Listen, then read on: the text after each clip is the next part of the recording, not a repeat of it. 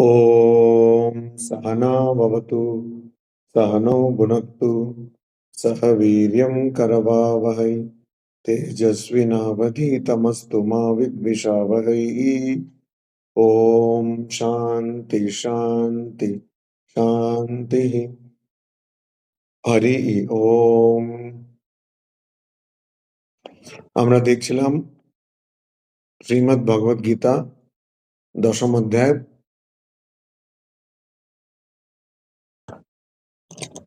চতুর্থ আর পঞ্চম শ্লোকগুলো দেখছিলাম, দুটোকে একসঙ্গে পড়তে হবে।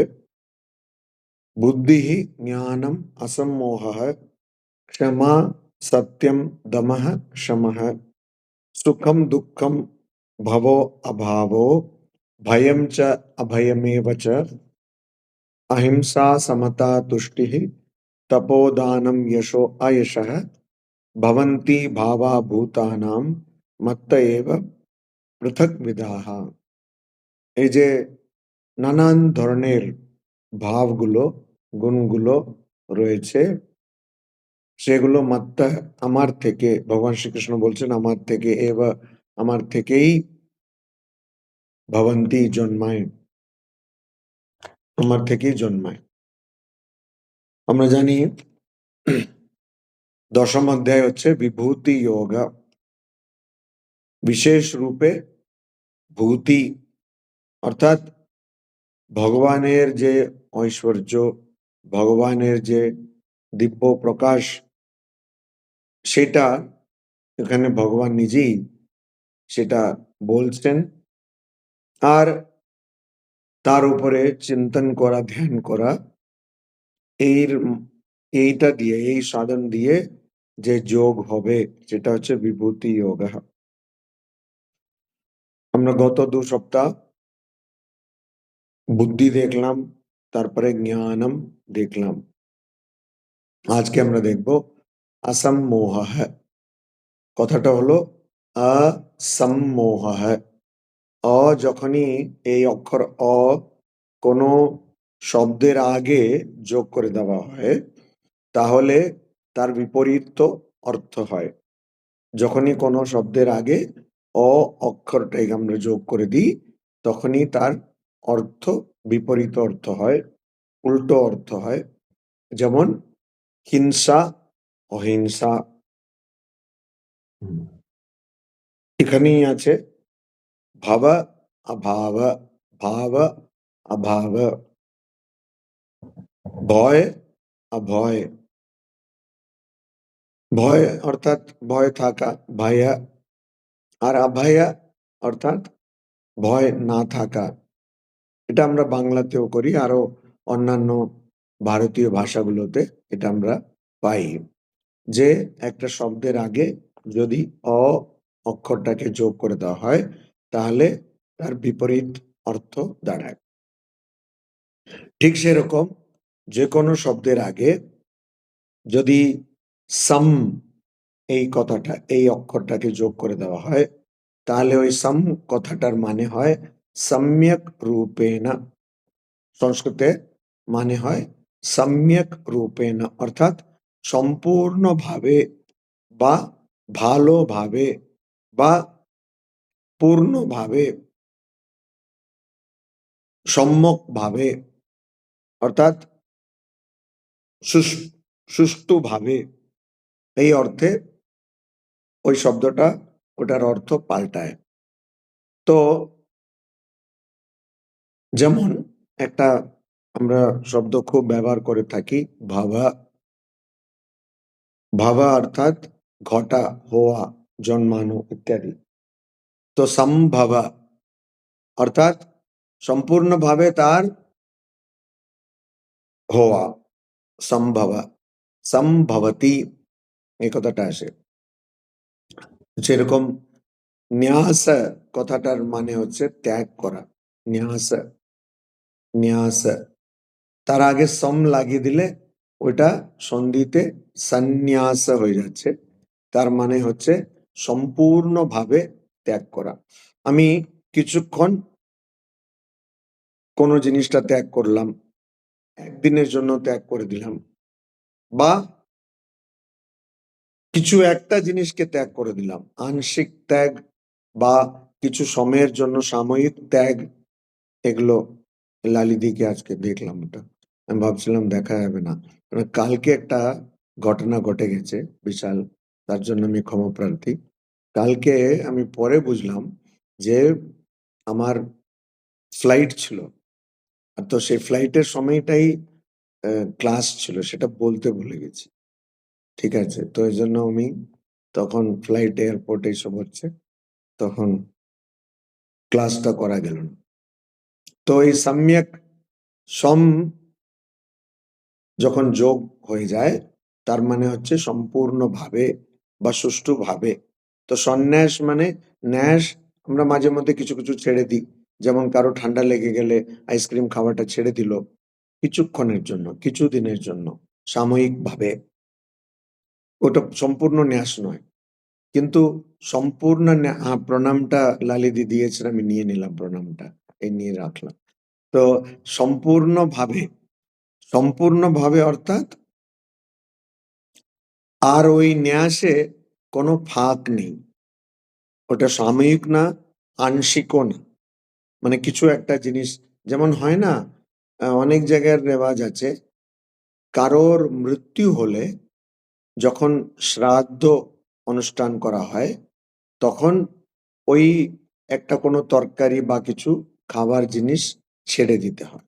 অনেক অনেক পরিবারেই এই রীতিটা, রেওয়াজটা রয়েছে। তো অনেকে কি করে, এমন একটা তরকারি ছাড়বে যেটা ও কোনোদিনই খেত না বা ভালো লাগতো না তার। তো হয়তো সে করলা খেতে ভালোই বাসে না, সেটা ছেড়ে দিল। তো সেটাও একটা ত্যাগ, অবশ্যই ত্যাগ। কিন্তু সেটা কি বাঞ্ছনীয় ত্যাগ, সেটা একটা অন্য প্রশ্ন। তো ত্যাগ তো বটেই। তো ওইটাকে কিন্তু সন্ন্যাস বলা যাবে না। সন্ন্যাস হচ্ছে সম্পূর্ণভাবে যখন একজন মানুষ ত্যাগ করে, সংসার ত্যাগ করে। সংসার ত্যাগ অর্থাৎ তাকে আনুষ্ঠানিকভাবে সন্ন্যাসী হয়ে যেতে হবে তার কোনো মানে নেই। সম্পূর্ণভাবে আসক্তিটা ত্যাগ করে কেবলমাত্র তখনই ওটাকে সন্ন্যাস বলা যায়। এজন্য এই যে সম মানে হচ্ছে সম্পূর্ণভাবে, সম্যকভাবে। তো এখানে আমাদের কথাটা রইল মোহা। মোহার মূল যে কথাটা সংস্কৃতে, ওটা হচ্ছে মুখ। মুখ বলে একটা ধাতু আছে, একটা শব্দ আছে। তো সে মুখ শব্দ থেকে সেটা মোহাটা এলো। আর মোহের আগে একটা সম যোগ করে দেওয়া হলো, অর্থাৎ সম্যক রূপেণ মোহ, মানে সম্পূর্ণভাবে মোহ। হুম, অনেক সময় মোহ আমরা মানে এটা খুব বিশদভাবেই দেখবো। আম কিন্তু অনেক সময় আমরা, মনে হয় কোনো বাচ্চাকে দেখলাম, খুব সুন্দর দেখতে, ফুটফুটে একটা বাচ্চা, ছোট বাচ্চা ৩ বছর ৪ বছর বয়স। তো দেখলে খুব মায়া লাগছে, বলি না আমরা মায়া লাগছে। তার মানে খুবই আমরা আকৃষ্ট হলাম, সেটাও মোহ, মোহিত হলাম। কিন্তু ওখানে কি ঘটেছে, যেমন আমি সন্ন্যাসের ক্ষেত্রে বললাম, ন্যাসের ক্ষেত্রে, ত্যাগের ক্ষেত্রে বললাম, ওখানে সেই মোহটা সাময়িক, কিছুক্ষণের জন্য। আর সেটা আংশিক। কিছু আমরা এরকম একদম মোহিত হয়ে আমার জীবনটাই পাল্টে গেছে ১ ঘন্টার জন্য, তা নয়। দেখতে ভালো লাগলো একটু, আমিও তো হেসে ফেললাম। আবার এমনও অনেক লোক আছে বাচ্চাকে দেখেও হাসতে পারে না, সেটা আলাদা, ওটা একটু রোগেই পরিণত হয়ে যায় ব্যাপারটা। তো ওইটা আমি বলছি না। তো ওই বাচ্চাকে দেখে কিছুক্ষণ হলেও আ একটু হাসি স্বাভাবিকভাবে যে এলো, তো একটা মোহ ওখানে জন্মালো। কিন্তু সেটাকে সম্মোহ বলা যাবে না। সম্মোহ কখন হবে? যখন পুরো জীবনটাই, মানে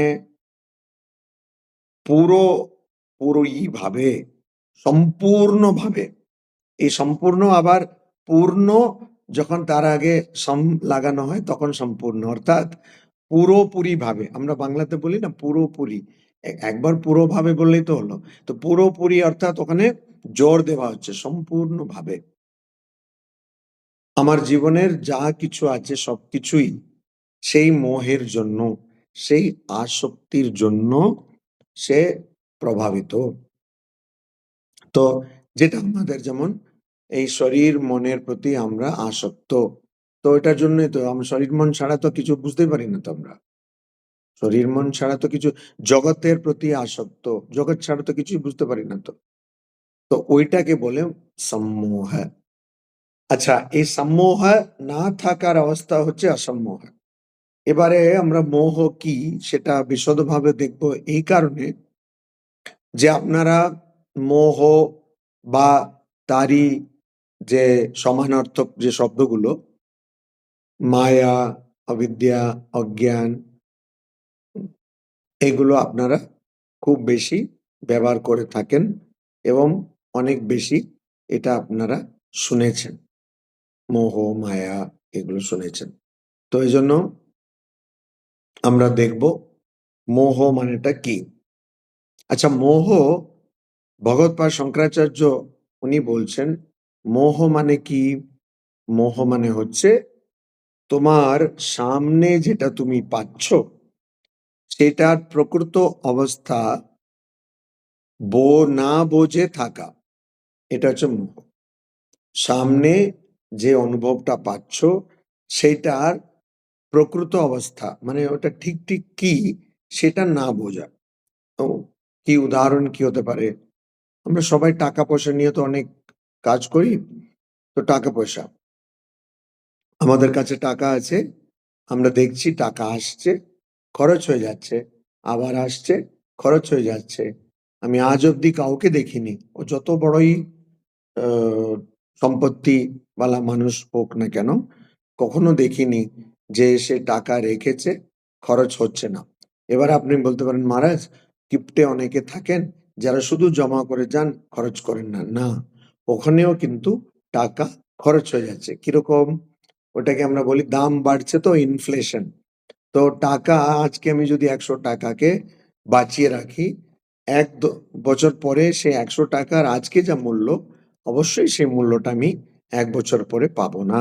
তো টাকাকে আপনি রাখলেও, খরচ না করলেও, আপনি অন্য কাউকে না দিলেও তার সম্পত্তির গুণটাই হচ্ছে এটা, ধন মানে টাকা। টাকা, এবারে কেউ যদি বলে না সোনা রাখলে তো দাম বাড়ছে, ওটা আলাদা জিনিস। তো টাকা যদি আমি রাখি তাহলে তার দামটা কমবে, মূল্য তার অধঃপতন হবেই, তাতে অবনতি হবেই। এটা আমি দেখছি বারবার, রোজ দেখছি। তাতে আমার কি হওয়া উচিত?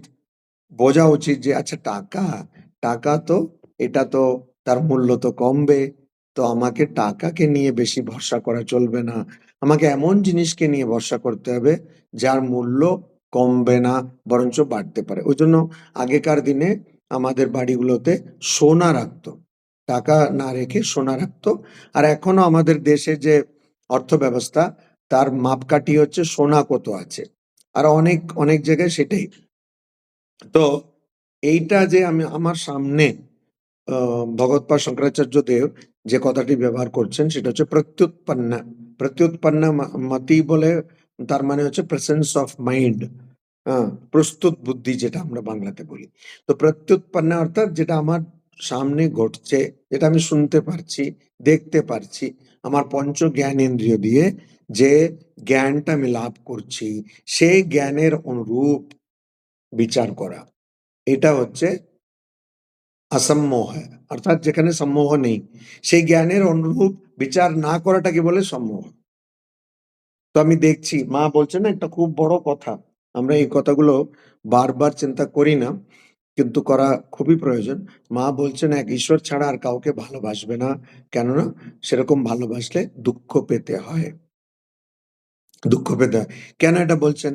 কেন? মানুষের মন সে অস্থির। মানুষের মানে আমি অন্য মানুষের ছেড়ে দিলাম, আমার মনই অস্থির। সকালে উঠছি একরকম থাকছে, ১ ঘন্টার পরে আরেক রকম হয়ে যাচ্ছে, দুপুরে আরেক রকম হয়ে যাচ্ছে। আমার বুদ্ধি স্থির হতে পারে, আমার গু- গুরুর আজ্ঞার প্রতি বা গুরু যে আমাকে শিক্ষা দিয়েছেন তার প্রতি আমার শ্রদ্ধা হতে পারে, কিন্তু মনের স্বভাবটা কি?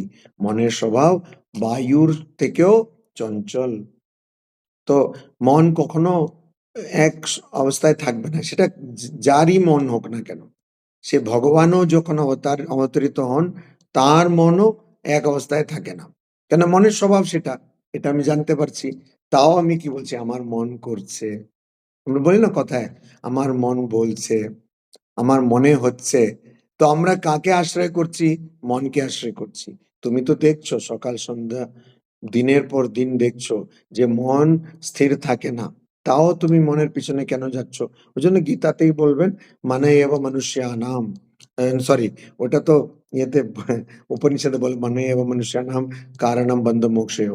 কেননা ওই মন যেহেতু অস্থির, সেটাকে দিয়েই আমাদের, মানে আগে ওটাকে স্থির করে আমাকে আগে বাড়তে হবে। আর এখানে ষষ্ঠ অধ্যায় গীতাতে বলবেন যে তোমার মন, ওখানে আত্মা বলছেন মনকে, আত্মাইবা আত্মনো বন্ধু আত্মাইবা রিপু আত্মনঃ। তোমার মনটাই তোমার বন্ধু, আর তোমার মনটাই তোমার শত্রু, রিপু। আর ইন্দ্রিয়ানাম হি চরতাম यन्मनः अनुविधीयते तदस्य हरति प्रज्ञाम वायुर्नावम इव अम्बसि। তো বলছে যে যে ইন্দ্রিয়র পিছনে, ইন্দ্রিয়র অন্ধ অনুকরণ করে যায়, মন যদি ইন্দ্রিয়র পিছনে যায়, মনই প্রথম থেকেই অস্থির।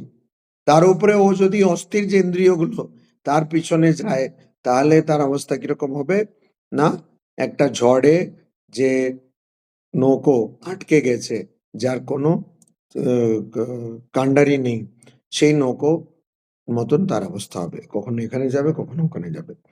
তো এটাই হচ্ছে মোহ। তো মোহ মানেটা কি? আমার চোখের সামনে যেটা হচ্ছে আমি সেটাকে বুঝতে পারছি না। মোহের আরেকটা অর্থ হচ্ছে অজ্ঞান। মোহের আরেকটা অর্থ হচ্ছে আসক্তি।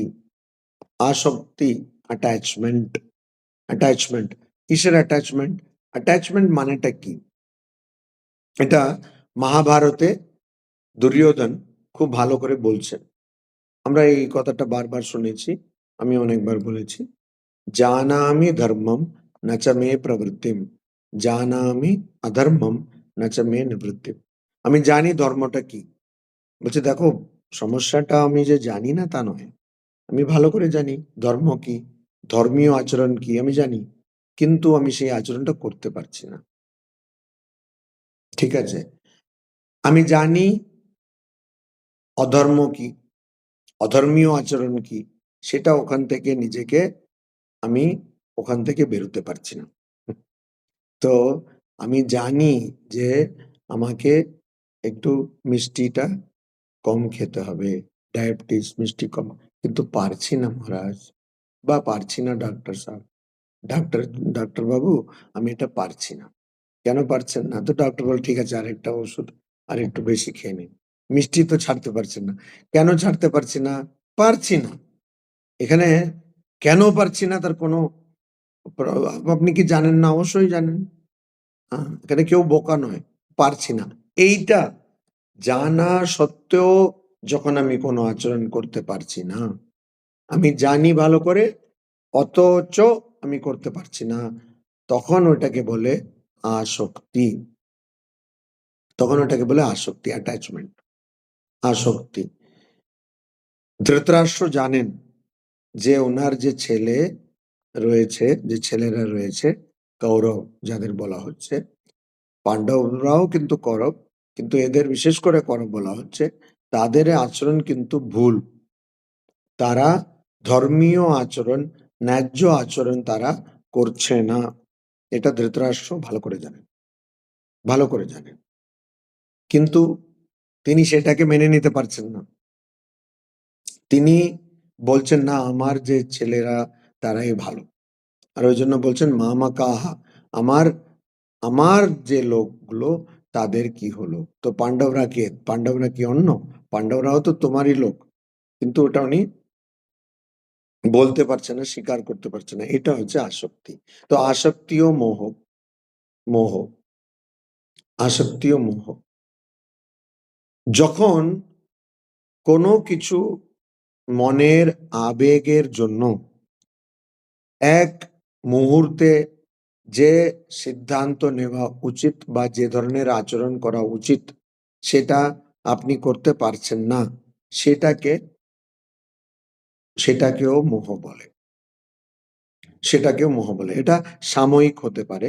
সেই সেই সময়ের জন্য ওটা হলো, সেটাও মোহ। আচ্ছা, মোহ যেটা আমি আমার গুরুজনের কাছে, আমার মা-বাবার কাছে শুনেছি, অথচ আমি সেটাকে মানতে পারছি না, সেইটাও মোহ। কেন মানতে পারছি না? জানি না, আমার বিশ্বাস হচ্ছে না। আমার বিশ্বাস হচ্ছে না। ওইজন্য শ্রদ্ধার যে পরিভাষা, সেটা হচ্ছে শাস্ত্রেষু গুরুবাক্যেষু বিশ্বাসঃ। এটা গ্রন্থগুলোতে বলা আছে, শাস্ত্রেষু গুরুবাক্যেষু বিশ্বাসঃ। অর্থাৎ শাস্ত্র, অর্থাৎ বেদাদি শাস্ত্র, তার মধ্যে এবং গুরুর কথার মধ্যে বিশ্বাস, সেটাকে বলে শ্রদ্ধা। শ্রদ্ধার উল্টো কিন্তু মোহ, অবিশ্বাস, অবিশ্বাস। কিসের অবিশ্বাস? শাস্ত্রের মধ্যে এবং গুরুর কথার মধ্যে অবিশ্বাস। এটা মোহ। কেন এটাকে মোহ বলা হচ্ছে? এটা আমি একটা উদাহরণ দেব, আপনি বুঝতে পারবেন। যে আমরা একজনের কাছে যাচ্ছি, সে একজন হয়তো উকিল হতে পারে, ভালো উকিল, যে খুব পড়াশোনা তার, আর খুব নামি উকিল। অর্থাৎ তিনি যেহেতু আইন নিয়ে কাজ করেন, আইনজীবী, তিনি ভালো করেই আইনের সম্বন্ধে জানেন। আমরা তার কাছে যাচ্ছি, কোনো কাজে যাচ্ছি, আর উনি আমাদের একটা কিছু পরামর্শ দিচ্ছেন, কিন্তু আমরা সেটাকে মেনে নিতে পারছি না। কারণ কি? আমি কি তার চেয়ে বেশি আইন জানি? কখনো না, হতেই পারে না। আমি কি তার থেকে বেশি আমার আইন নিয়ে অভিজ্ঞতা আছে? কখনোই না। অথচ আমি তার কথা মানতে পারছি না। যদি একটু বিশ্লেষণ করা যায়, যদি একটু মনকে তলিয়ে দেখা যায়, তাহলে বুঝবো আমি কেন মানতে পারছি না, কেন তার কথা আমার মনোপুত হচ্ছে না। আমি যেটা করতে চাইছি বা আমি যেটা ওর কাছ থেকে শুনতে চাইছি, সেই কথাটা ও কিন্তু আমাকে বলছে না। এবারে এটা একজন উকিল হতে পারে, একজন চার্টার্ড অ্যাকাউন্ট্যান্ট হতে পারে, পুলিশ হতে পারে, ডাক্তার হতে পারে, ইঞ্জিনিয়ার হতে পারে। অর্থাৎ যাদেরকে, যে পেশাগুলোকে আমরা বলি প্রফেশনাল। এবারে প্রফেশনাল কারা? আম মজা করেও বলা যেতে পারে যে তারাও আপনাকে এমন একটা পরামর্শ দেবে যেটা আপনি জানবেন না, হয়তো আপনার ভালো লাগবে না, আর তার জন্য ফিস চাইবে। ওইটা হচ্ছে প্রফেশনাল। সাধারণত এদেরকেই প্রফেশনাল বলা হয়। তো আপনি ডাক্তারের কাছে গেলে ডক্টর থোড়ি বলবে আপনি যা খুশি খান, কিছুই হবে না। না, খুব তেতো, তেতো ওষুধ দিয়ে দেবে, বলবে এটা খাবেন না, ওটা খাবেন না, আর এরকম করবেন। কোনটাই আপনার ভাল লাগবে না। সে প্রফেশনাল। তো এই প্রফেশনালের কথা আমার ভালো লাগছে না কেন? মোহের জন্য। ঠিক কথা, ন্যায্য কথা আমার ভালো লাগে না কেন? মোহের জন্য। এগুলো হচ্ছে আমাদের রোজ এর যে জীবন, তাদের দৈনন্দিন জীবনের মধ্যে আমরা মোহ কিরকম দেখি। এবারে আসছি আধ্যাত্মিক জীবনে। সেটাও অবশ্য দৈনন্দিন জীবনেরই অংশ বা দৈনন্দিন জীবন, আধ্যাত্মিকই জীবন। কিন্তু ওখানে মোহ কি? ওখানে মোহ হচ্ছে যে ভগবান ভগৎপাদ শঙ্করাচার্য দেব ভজ গোবিন্দমে বলছেন, পুনরপি মরণম পুনরপি জননম পুনরপি জননী জঠরে শয়নম। আমি বারবার মরছি, বারবার আবার জন্মগ্রহণ করছি, কিন্তু এখান থেকে যাবার আমার মধ্যে একটুও ইচ্ছা আসছে না, ইচ্ছা আসছে না। তো এখানে এই শ্লোকের ব্যাখ্যা করতে গিয়ে আচার্যরা এটাকে খুব ভালোভাবে একটা কথা ব্যবহার করেছেন, খুবই অন্যভাবে। সেটা হচ্ছে জগতের প্রতি ব্যাকুল হওয়া। জগতের প্রতি বা ইন্দ্রিয় বিষয়ের প্রতি ব্যাকুল হওয়া। তো আমরা এই ব্যাকুল কথাটা সাধারণত ব্যবহার করি ভগবানের প্রতি ব্যাকুল, ভগবানের জন্য বা ভগবত দর্শনের জন্য, আত্মজ্ঞানের জন্য ব্যাকুল হওয়া। কিন্তু এখানে এই শ্লোকের ব্যাখ্যা করতে গিয়ে অনেক আচার্যরাই এই কথাটা ব্যবহার করেছেন যে যারা জগতের প্রতি ব্যাকুল, ব্যাকুল কথাটা কিরকম এলো? আকুল, আকুলের আগে বি যে উপসর্গ, অর্থাৎ বিশেষ রূপে আকুল, সেটা হচ্ছে ব্যাকুল, সন্ধিতে ব্যাকুল হয়ে যাবে। তো ব্যাকুল, ব্যাকুলতা, এই ব্যাকুলতা কার জন্য? জগতের জন্য। আমি একটা দৃশ্য দেখতে চাই, আমি ভালো শুনতে চাই, ভালো খেতে চাই, ভালো গন্ধ পেতে চাই, ভালো স্পর্শ চাই। এটা হচ্ছে ব্যাকুল হয়ে যাচ্ছি আমি, বিশেষ রূপে আকুল হয়ে যাচ্ছি। মানে আকুল, আর একটা কথা আত্মহারা, আত্মহারা হয়ে যাচ্ছি, নিজেকে ভুলে যাচ্ছি। আর এই কথাটা আমরা ব্যবহার করি, আত্মহারা হয়ে গেলাম, এমন গান শুনলাম আত্মহারা হয়ে গেলাম, আম খেয়ে আত্মহারা হয়ে গেলাম। হ্যাঁ, তো এইসব কথা আমরা ব্যবহার করি। তো এখানে কিন্তু ব্যাকুল হয়ে যাচ্ছি, ব্যাকুল হওয়ার কথা ভগবানের জন্য, কিন্তু আমি জগতের জন্য ব্যাকুল হয়ে যাচ্ছি। এটাই মোহ, এটাই মোহ। আমি শুনছি, বারবার শুনছি যে এটা নশ্বর, এই জগৎটা নশ্বর। বারবার রোজই ঘুমের আগে কথামৃত পাঠ করছি। হয়তো করতে, করতে ঘুমিয়ে পড়ে যাচ্ছি। কিন্তু আমি সেই কথাটা আমার মনে থাকছে না। কেন? মোহের জন্য। তো এখানে ব্যাকুলতা কিসের জন্য? ইন্দ্রিয় অনুভবের জন্য ব্যাকুলতা। ইন্দ্রিয় কি ইন্দ্রিয়? পঞ্চ জ্ঞানেন্দ্রিয়। সে জ্ঞানেন্দ্রিয় কিন্তু ওখানে অনুভব হয়। জ্ঞানেন্দ্রিয় দিয়ে জ্ঞান অর্জন করা হয়, আবার সেই জ্ঞানেন্দ্রিয় দিয়ে অনুভবও করা হয়। তো সেই জ্ঞানেন্দ্রিয় যে অনুভবগুলো আছে, সেই অনুভব পাওয়ার জন্য আমি ব্যাকুল হয়ে যাচ্ছি। এটাকে বলে মোহ। আচ্ছা, আরেকটা মোহ আছে কি? বললাম না, পুনরপি জননম পুনরপি মরণম। তো এই যে বারবার জন্মগ্রহণ করছি, বারবার মরে যাচ্ছি, আমরা ভারতবর্ষে থেকে আমরা এটা খুবই সহজভাবে যেমন নিই, কিন্তু এটা কি সহজ কি? আমি যদি কাউকে জিজ্ঞেস করি যে, "আচ্ছা, আপনি কি আপনার আগের জন্মের সম্বন্ধে জানেন?" তাহলে তো সে তো জানবে না। বা এর পরের জন্ম কি সেটা কি জানেন? তো সেটাও তো জানেন না। তাহলে আপনি এই সিদ্ধান্তে এলেন কি করে যে আপনার অনেক জন্ম ছিল আর পরে জন্ম হতে পারে? তার উত্তর হচ্ছে গুরুর মুখে শুনে। আচ্ছা, গুরু কি করে জানলেন? বেদ থেকে জানলেন, শাস্ত্র থেকে জানলেন। তো এমন তো নয় যে কে একজন বসেছিল তার ফট করে সে বুঝতে পারলো। এরকম কেউ আছে, তারা বলে উম পাস্ট লাইফ রিগ্রেশন থেরাপি, এরকম সব আছে। তো সেটা কিন্তু এমনি মানুষের মানসিক চাপটাকে দূর করার জন্য ওরা একটা প্রক্রিয়া, ওরা একটা চিকিৎসার মতন করে। ওরা বলবে যে আপনি ৪ জন্মের আগে এটা ছিলেন, অমুক ছিলেন, তমুক ছিলেন। সেটার কোনো প্রমাণ নেই। আবার সেটা ঠিক, এটা যাচাই করার কোনো রাস্তাও নেই, কোনো পথও নেই। তো ওইটা কিন্তু ওরকম হয় না। পতঞ্জলি যোগ সূত্রে জাতিস্বর, অর্থাৎ জাতি স্মরণ, জাতি বলতে ওখানে জন্ম, আর জন্ম স্মরণ যে তার পূর্ব জন্ম যে মনে করতে পারে তার কথা বলছেন বটে আরো অনেক গ্রন্থে, কিন্তু সে অবস্থা পৌঁছতে গেলে অনেক সাধন করতে হবে, অনেক জন্মে হয়তো সাধন করতে হবে। ফলে আমরা কি করে বুঝতে পারছি যে আমার আগে জন্ম ছিল, বা একই আত্মা, একই জীব বারবার জন্মগ্রহণ করছে, শরীর তো পাল্টাচ্ছে।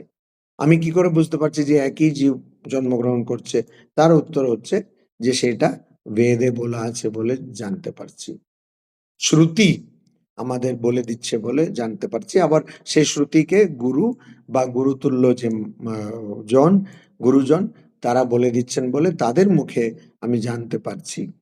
তো এখানে আবার সেই শ্রদ্ধার কথাতে চলে এলাম। এইটাকে বিশ্বাস করতে গেলে আমার কিন্তু গুরুর কথাতে বিশ্বাস থাকা চাই।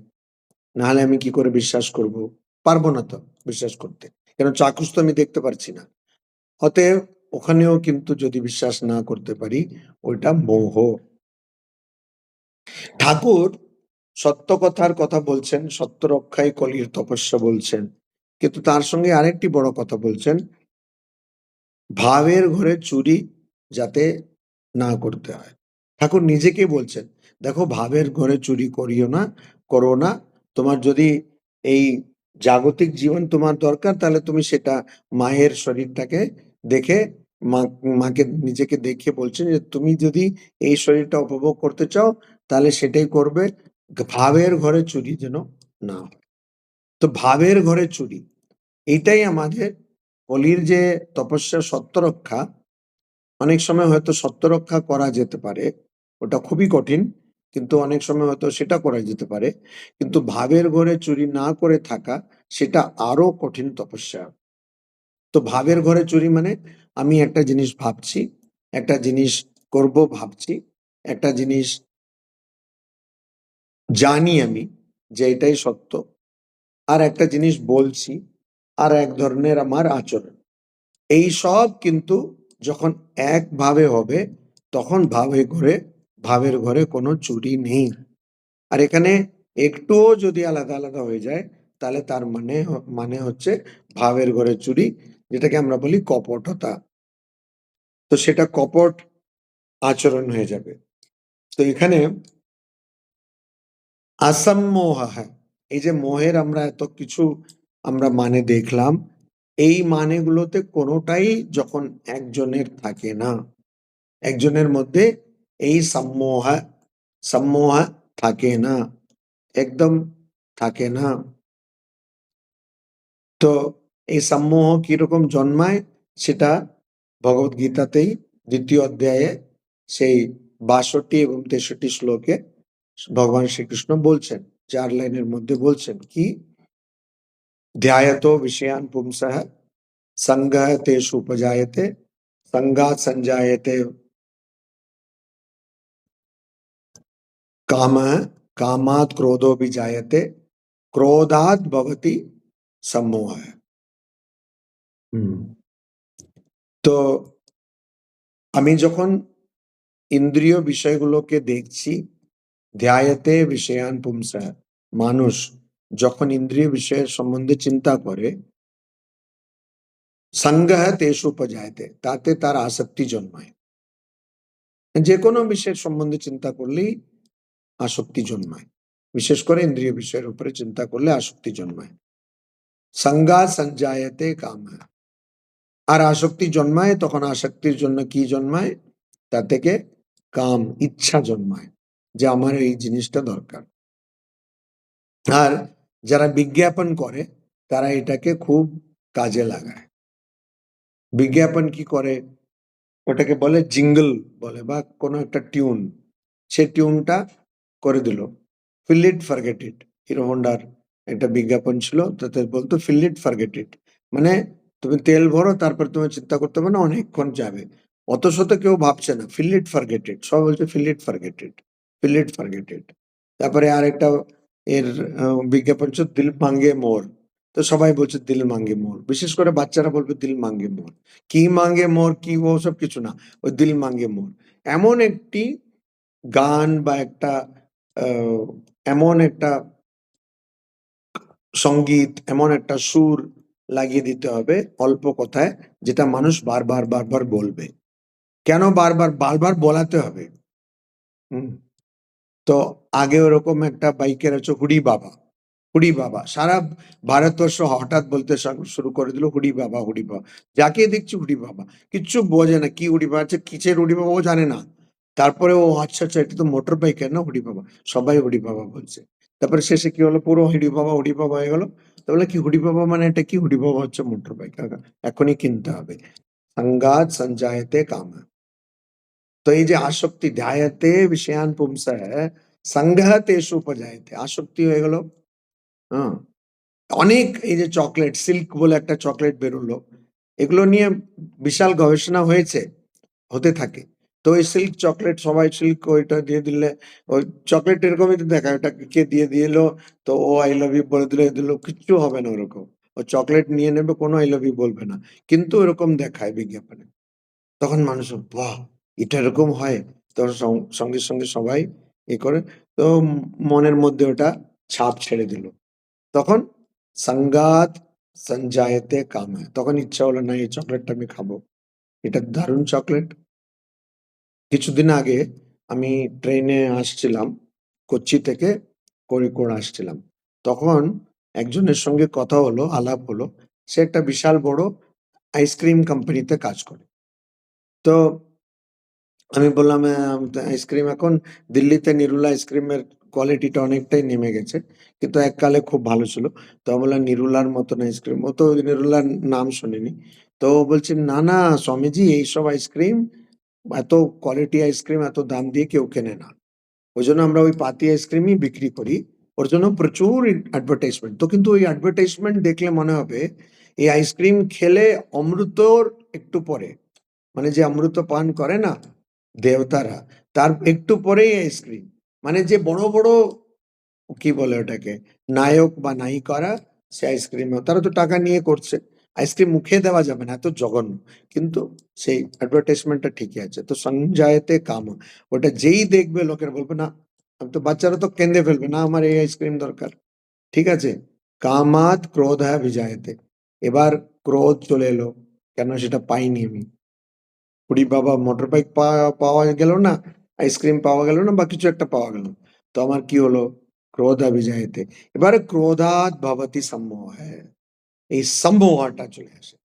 ক্রোধ দিয়ে সম্মোহ চলে আসে, মানে কোনটা ঠিক কোনটা ভুল সেটা আমি বুঝতে পারি না।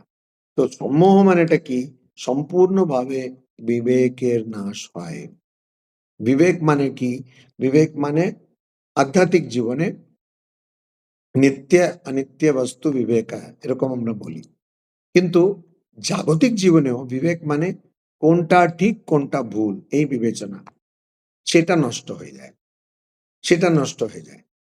তখন আমি বুঝি না কার সঙ্গে কিরকম আচরণ করতে হবে, কোথায় কি বলতে হবে, সেটা নষ্ট হয়ে যায়। তো বিবেকের নাশটা হচ্ছে সম্মোহ। তো যার ওইটা হয় না, অসম্মোহ। তো এখানে দেখুন, এখানে কিন্তু আমরা ভাবতে পারি, আচ্ছা শ্রীকৃষ্ণের মাথায় এরকম এলো, উনি চারটে চারটে কথা বলে দিলেন ফটফট করে। ওরকম না কিন্তু। বুদ্ধি নিশ্চয়াত্মিকা বুদ্ধি, অর্থাৎ বুদ্ধি সংকল্প বিকল্পাত্মিকা মনঃ। মনের মধ্যে অনেক কথা আসে, এরকমও করা যায় ওরকমও করা যায়। যেমন কেউ যদি কিছুদিন আগে আমি দেখলাম, কেউ যদি কোথাও যাবে ঘুরতে, সেটা সিদ্ধান্ত করা হচ্ছে। বাপরে, সে কতদিন ধরে সে প্রোগ্রাম চলছে, তো তুমি ওখানে যাবে না ওখানে যাবে, ওখানে গেলে আমরা কোথায় উঠবো, ওখানে গেলে কোথায় খাবো। তারপরে হয়তো কোনো পাতি চায়ের দোকানে গিয়ে চা খেলাম, সেটা প্ল্যানে ছিল না। কিন্তু ওইরকম করে প্ল্যানিং চলে যাচ্ছে, মানে কোথায় যাব, কোথায় থাকবো, কি খাবো, কি মেনু। এই আর বাঙালি হলে আর ওই মেনুটাই নিয়ে বেশি প্ল্যানিং হবে। হ্যাঁ, তো সংকল্প বিকল্পাত্মিকা, প্রচুর চয়েস, প্রচুর অল্টারনেটিভ। ঠিক আছে? কিন্তু সিদ্ধান্ত নেয় কে? বুদ্ধি, নিশ্চয় আত্মিকা বুদ্ধি। তো বুদ্ধির জন্যই সিদ্ধান্ত নেওয়া হচ্ছে। যতক্ষণ না আমরা সিদ্ধান্ত নিচ্ছি, জ্ঞান জন্মাবে না তো। দেখুন, বুদ্ধি জ্ঞানম অসম্মোহ, ওই ক্রমটা কিন্তু এমনি এমনি দেওয়া নয়। ওটা এমনি এমনি দেওয়া ক্রম নয়, ওটার একটা কারণ আছে। তো বুদ্ধি না হলে জ্ঞান জন্মাবে না, বিবেক জন্মাবে না। কেন? বুদ্ধি বলছে দেখো এটাই ঠিক, এটাকে বেছে নিতে হবে। তখন জ্ঞান জন্মাবে। জ্ঞান জন্মালে কি হবে? মোহের নাশ হবে। আমার মধ্যে যদি বিবেকটা থাকে, তাহলে মোহ, ভুল ভ্রান্ত ধারণা, এটাকেও মোহ বলে। কনফিউশন যেটা আমরা বলি। আচ্ছা, ইংরেজিতেও কিন্তু এই প্রিফিক্স টিফিক্স ব্যাপার আছে, ঠিক আছে? ফিউশন মানে জিনিসগুলো জুড়ে যাওয়া। জুড়ে যাওয়া মানে খুব ভালোভাবে জুড়ে যাওয়া নয়, এলোমেলো হয়ে জুড়ে যাওয়া। এখন ফিউশনকে খুব ভালো অর্থে ব্যবহার করা হচ্ছে, কিন্তু ফিউশন মূলত ইংরেজি যে কথাটা, সেটা ল্যাটিন কথা থেকে এসছে। ওখানে ফিউশন মানে হচ্ছে, এই যেমন আমরা চচ্চড়িতে যা কিছু হাতে এলো ফেলে দিলাম, না সবাই ওরকম চচ্চড়ি বানায় না, অনেকে ওরকম বানায়। তো এরকম যা হাতে এলো ফেলে দিলাম, বলে আবার চচ্চড়ি হয়েছে। তো সেটা হচ্ছে ফিউশন। মানে তার কোনো নাম দিতে পারলাম না, ফিউশন বলে দিলাম। তো কন মানে হচ্ছে তার সঙ্গে, কন মানে হচ্ছে তার সঙ্গে। আচ্ছা, এটা ইংরেজির ক্লাস কেন করে দিচ্ছি? ভাষাটাকে ভালো করে বুঝলে অর্থটা পরিষ্কার হয়ে যায়। কনফিউশন মানে হচ্ছে উইথ ফিউশন, তার মানে সবকিছু এলোমেলো হয়ে জুড়ে গেল। একসঙ্গে।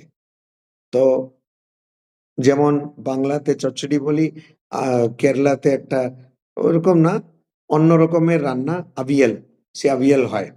তো সেই আবিয়েল মানেটাও ওরকম, মানে মালয়ালম ভাষায় ওই ব্যবহার করা হয় যে সবকিছু নিয়ে একটা, যেমন বাংলাতে আমরা বলি না সবকিছু নিয়ে চচ্চড়ি করে দিয়েছে। তো ওরা আবিয়েল করে দিয়েছে। মানে সব এলোমেলো হয়ে গেল।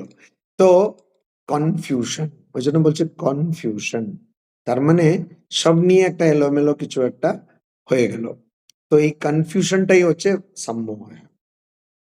যখন আমি কোনো কনভিকশনে আসতে পারছি না, কোনো একটা নিশ্চিত ধারণাতে আসতে পারছি না, সেই অবস্থাকে বলে সম্মোহ। তো যখন আমি বুদ্ধি ব্যবহার করছি, বুদ্ধির জন্য বিবেক ব্যবহার করছি, তাহলে তো আমার নিশ্চিত ধারণা হবে। এজন্য অসম্মোহ। তো সংস্কৃতে খুবই সুবিধা, যে কোনো শব্দের আগে একটা অ লাগিয়ে দিলে উল্টো মানে হয়ে যাবে। তো কবিতা শ্লোকগুলো রচনা করার সময় ওরকম অ লাগিয়ে দিলে আর বিশেষ করে আলাদা করে খুঁজতে হবে না কথা। তো অসম্মোহ হ্যাঁ, অসম্মোহ হ্যাঁ। আচ্ছা, এখানে তারপরেই কিন্তু ক্ষমা দেওয়া আছে। ক্ষমা কথাটার মানে আমরা জানি ক্ষমা করে দেওয়া। ওই বাংলাতে ক্ষমাকে আমরা ক্ষমা উচ্চারণ করি। ক্ষমা করে দেওয়া বা ক্ষমা করে দেওয়া। তার মানেটা কি হলো? যদি আচ্ছা, এখানে ক্ষমা আচার্য পরম্পরায় দেখবেন ক্ষমাকে সে সমা অর্থে, অর্থাৎ ক্ষমার যে গুণ, আমার প্রতিকূল আচরণ পেলেও, মানে আমার জন্য প্রতিকূল ব্যবহার পেলেও আমি তার সঙ্গে, যে আমার সঙ্গে প্রতিকূল ব্যবহার করছে তার সঙ্গে আমি প্রতিকূল আচরণ করব না। এটা হচ্ছে ক্ষমা। ক্ষমা মানেটা কি? আমি কারো কাছ থেকে খারাপ ব্যবহার পাচ্ছি। খারাপ বলতে কি? আমার জন্য যেটা অনুকূল নয়, অর্থাৎ আমার ফেভারেবল নয়, আমার প্রতিকূল আচরণ। কিন্তু আমি তার প্রত্যুত্তরে, তার জবাবে বা প্রতিশোধে আমি তার সঙ্গে ওর জন্য যে প্রতিকূল আচরণ সেটা করব না। এইটা হচ্ছে ক্ষমা। এখানে অসম্মোহের পরে ক্ষমা কেন বলা হলো? এটার দুটো কারণ আছে। একটা কারণ যে আপনার হয়তো মোহ নেই, কিন্তু আপনার কাছে যারা রয়েছেন তাদের মোহ যাবে। আপনারও মোহ নেই, এটা তো মানে খুব সহজ ব্যাপার নয়। ওই অবস্থায় পৌঁছতে গেলে অনেক কাঠখড় পোড়াতে হবে। তো আপনার যে মোহ যাবে সে খুবই কঠিনভাবে যাবে, কোনো রকম গেল। কিন্তু আপনার আশেপাশে যারা রয়েছেন তাদের যে মোহ যাবে তার তো কোনো ঠিক নেই। স্বয়ং শ্রী শ্রী মা সারদা দেবীর তো অবস্থা দেখতেই পারছি আমরা। তো তাদের তো মোহ যায়নি। তাহলে তাদের সঙ্গে আপনার কি আচরণ থাকবে? ক্ষমার আচরণ থাকবে।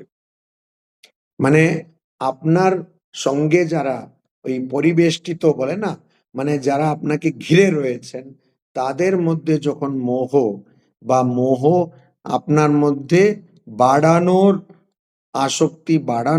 আসক্তি বৃদ্ধি করার যে আচরণ আপনি দেখছেন, তখন ওদের কাছে আপনার কি আচরণ হওয়া দরকার?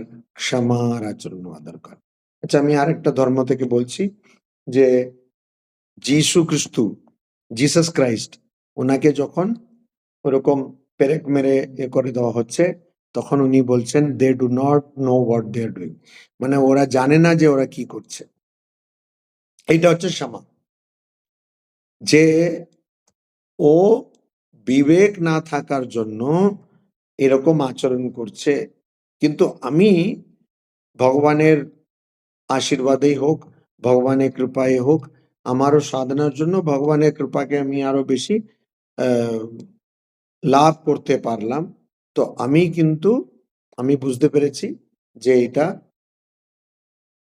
নশ্বর বা অনিত্য।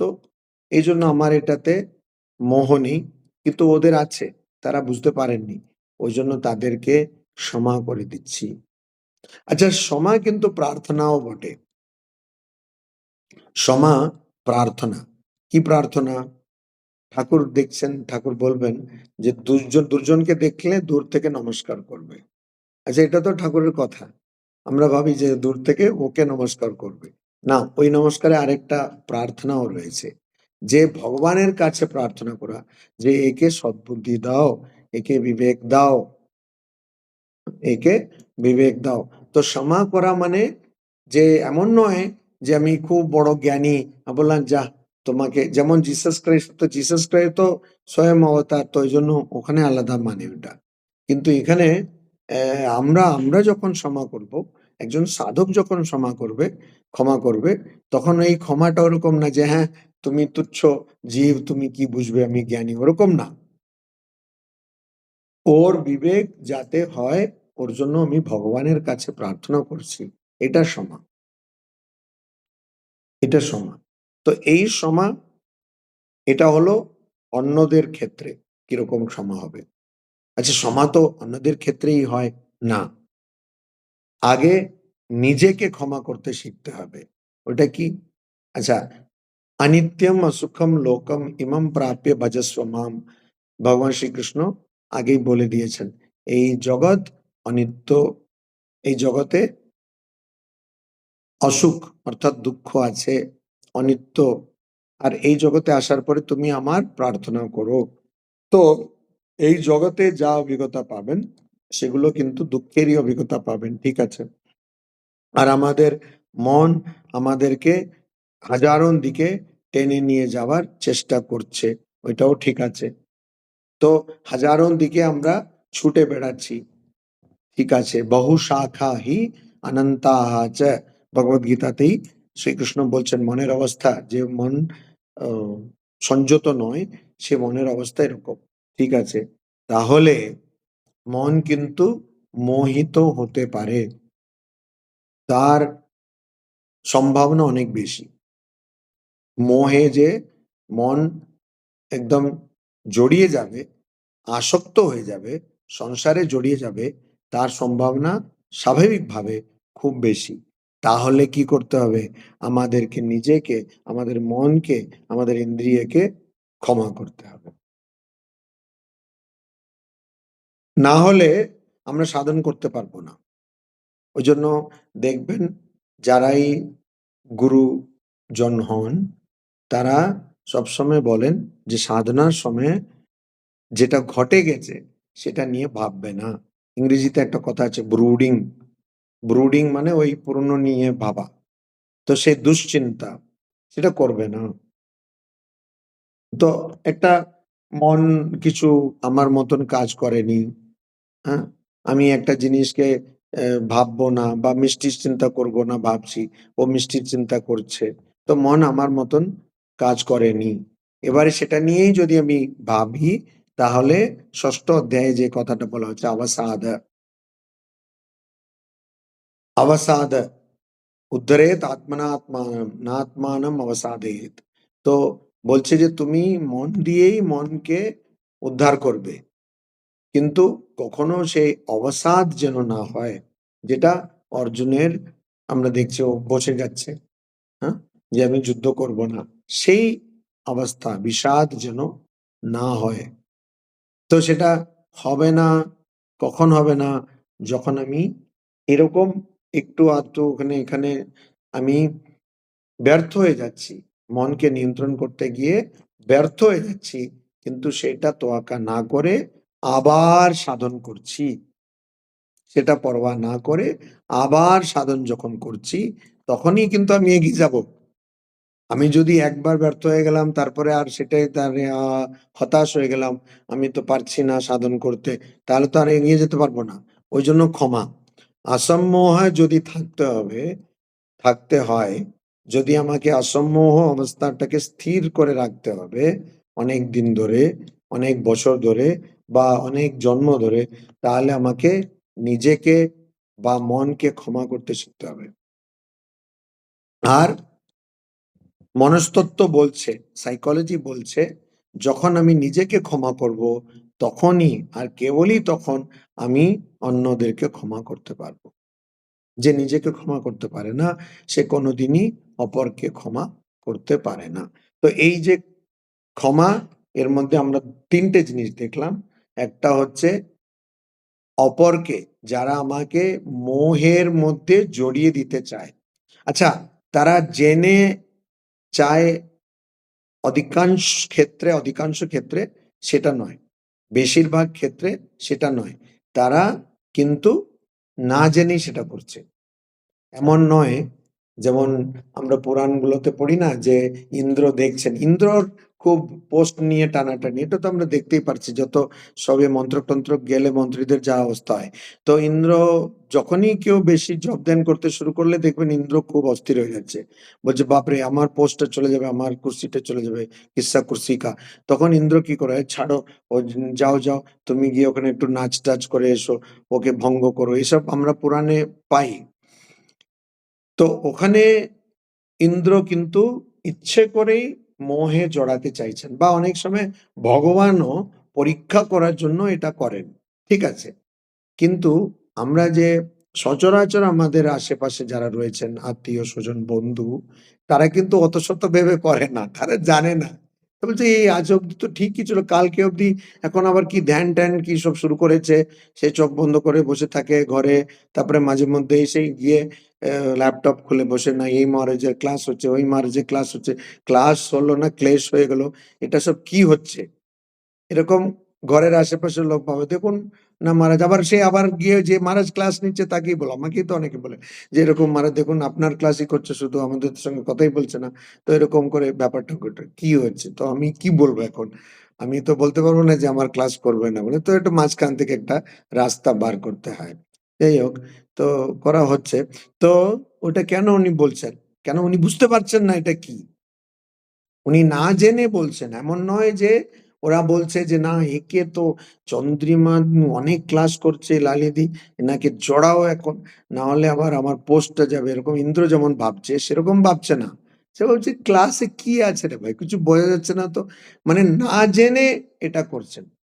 তো ওই জন্য ওখানে তারা কিন্তু ক্ষমারই পাত্র, তারা যে ক্ষমারই পাত্র। হ্যাঁ, এটা একটা, মানে অপরের জন্য অপরকে ক্ষমা করো, এটা একটা। দ্বিতীয় ক্ষমার আঙ্গিক যেটা আমি বললাম হচ্ছে প্রার্থনা। তো কখনো কিন্তু ক্ষমা আমরা যেমন ভগবান ক্ষমা করেন সেরকম করব না, কেন আমরা তো ভগবান নই। অনেকে কিন্তু এই ক্ষমা কথাটাকে ওরকমই ভাবে, যে ক্ষমা, সবাই বলছে ক্ষমা, যা তোমার ক্ষমা করে দিলাম, যা, হ্যাঁ জিলে আপনি জিন্দগি, এরকম করে, ওই রকম না, ওই ক্ষমা না, ওই ক্ষমা নয়। ক্ষমা হচ্ছে যে আমি, তারা জানেন না আর আমিও জানতে পারছি না, কিন্তু আমি চেষ্টা করছি। এজন্য তারা যেহেতু না জেনে এটা করছে, তাদের জন্য, ওই জন্য আমি তাদের প্রতিকূল কিছু করব না। তারা হয়তো আমার প্রতিকূল আচরণ করছে, আমি কিন্তু তাদের প্রতিকূল করব না, বরঞ্চ আমি তাদের জন্য প্রার্থনা করব। আর তৃতীয় জিনিসটা যেটা সবচেয়ে গুরুত্বপূর্ণ, আমি নিজেকে ক্ষমা করব। এই যে আমি ধীরে ধীরে শনাই শনাই উপরমেদ বুদ্ধিয়া ধৃতি গৃহীতয়া, ভগবত গীতাতেই আছে, সবকিছু ভগবত গীতাতেই আছে। তো ধীরে ধীরে আমি এগিয়ে যাবার চেষ্টা করছি। হ্যাঁ, ধৈর্য ধরে, ধৃতি গৃহীতয়া, ধৈর্য ধরে। ওখানে আমারও অনেক ভুল হয়ে যাচ্ছে, অনেক সময় ব্যর্থ হয়ে যাচ্ছি, বরঞ্চ ব্যর্থই বেশি হচ্ছি, সফল আর কথায় হচ্ছি, ব্যর্থই বেশি হয়ে যাচ্ছি। তো সেখানে আমাকে ক্ষমা করে দেওয়া, এই তো ক্ষমা কথাটার এখানে তিনটে অর্থ আছে, আরো কিছু কিছু অর্থ আছে, ওটা আমরা পরের বারে দেখবো। ओम शांति शांति शांति। हरि ओम तत्सत। श्री राम कृष्णार्पणमस्तु।